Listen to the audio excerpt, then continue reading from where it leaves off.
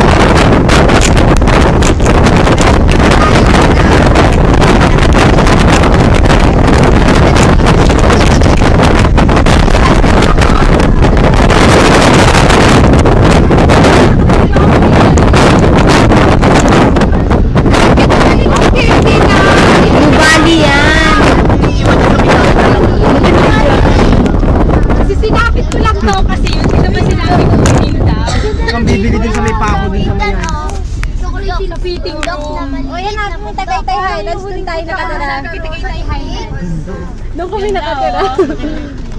Diyan titira si Papa George nyo.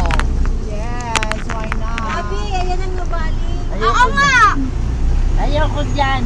Punta tayo dyan. Muna tayo. Sabi ni George, doon daw tayo sa ano eh. Sa Balagtas, siya lang daw dito.